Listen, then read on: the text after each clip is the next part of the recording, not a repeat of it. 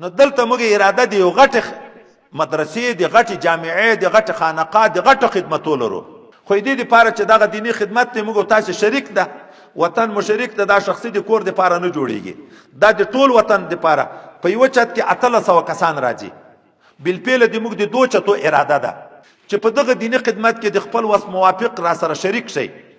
ځکه و $8 پیدا کول د دنیا د اسباب په لحاظ باندې مشکل دي موږ ټول چې تر څه پیدا کړی $1 منه دي پیدا کړی هغه د په بنیاد کې ولګیده